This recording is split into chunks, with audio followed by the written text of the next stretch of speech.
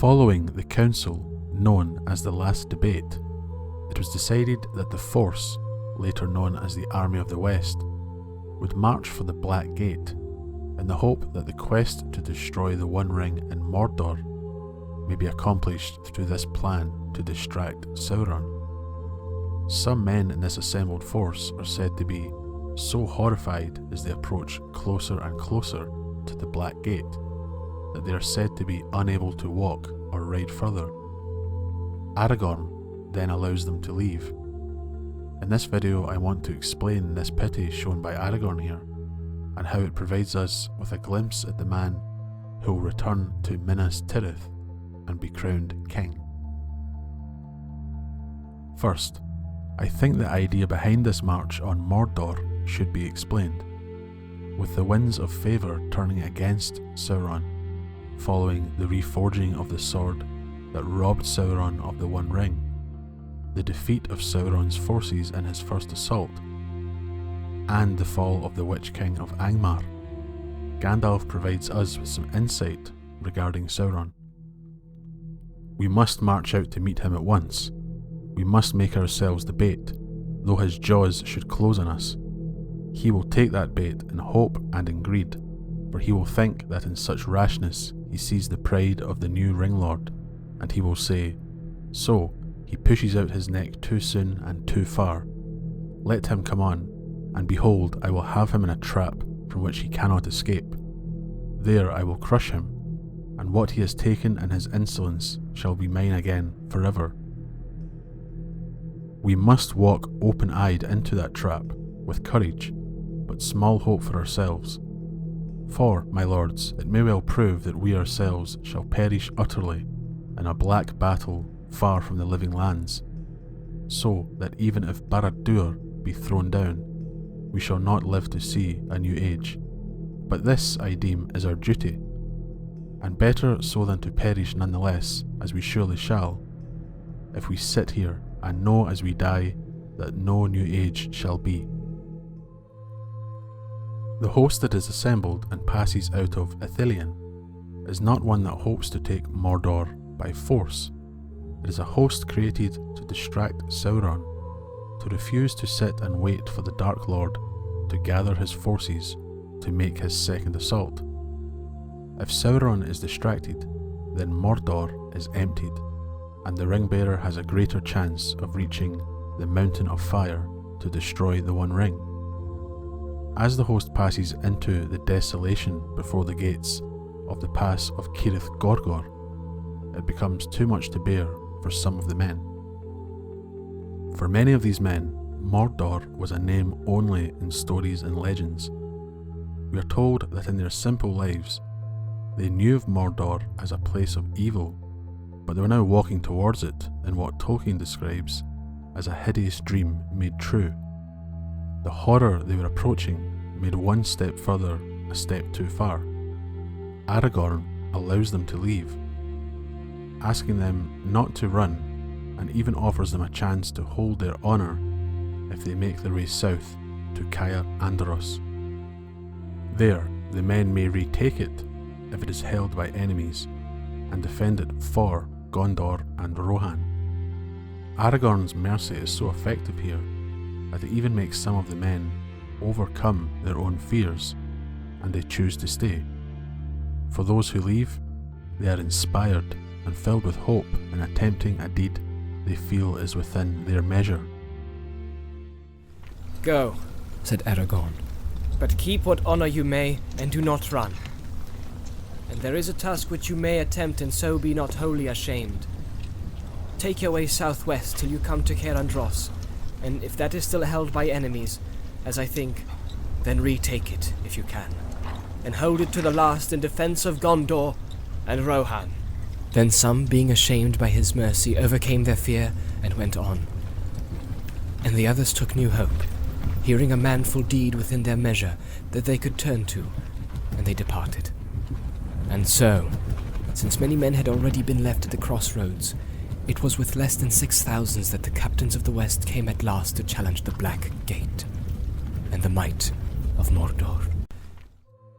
Aragorn's actions here may seem like what would be expected, of a good character. But it seems like more than that to me. Aragorn's actions highlight fundamental differences between his future rule and that of his enemy Sauron. While Gandalf is arguably the chief foe of Sauron throughout his time in Middle-earth, there is now a shift towards the Dark Lord being faced with the return of the king.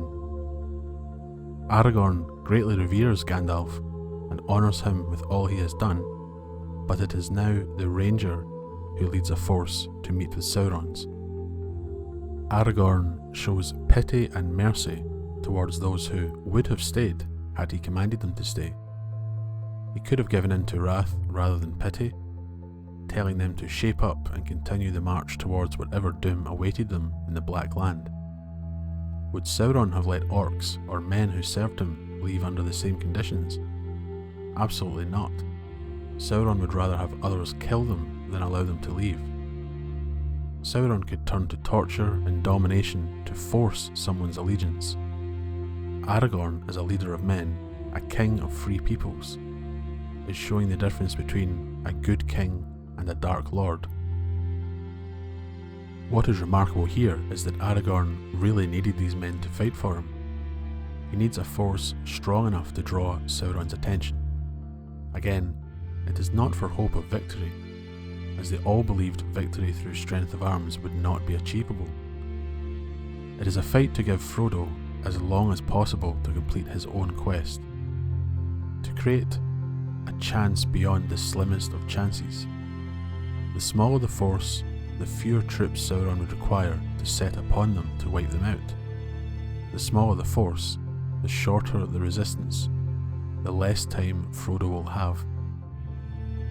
Before being crowned, Aragorn is showing pity and justice worthy of a king by sending these men to Caer Andros, a place that benefits the army of the West if their main quest is successful, but one that is spectacularly unimportant in the grand scheme of things.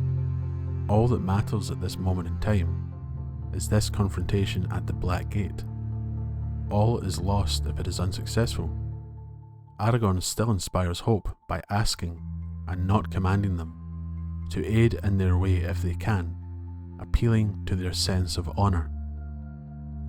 These men are not allowed to run entirely free, and if they have that honour he appeals to, now is their chance to show it. This is not the honour they might have had if they journeyed on with the others, but it is justice instead of total leniency. He realises that not all the forces under his command can face what lies before them. It is not just a possible suicide mission for the greater good, but a march to a place that none thought they would have to face. Mordor is a place of infamy and horror, the legendary land of despair, darkness and evil. For us, this would be like walking into hell, and these men are going there to fight with little hope of success. To add to their grief, ringwraiths stalk them overhead, reminding them of the blackened evil that comes and goes from that land. I'm surprised more of them didn't choose to give up, even with Gandalf and Aragorn leading them. This whole event shows Aragorn as the merciful king that is to come, the antithesis of Sauron and his lieutenants. He assesses the situation they are all in and shows compassion as a king, despite not wearing the crown he will receive. He sacrifices more of his much-needed host because he feels it is right to do so. He looks beyond militaristic needs and makes good moral decisions, as these deeds help shape the world he hopes to rule when Sauron is vanquished. To act otherwise is to act like Sauron. Aragorn has a right to force them to stay upon pain of death, but doesn't. He isn't Sauron. What does all this mercy earn him? It inspires others and encourages some to stay and fight with renewed hope.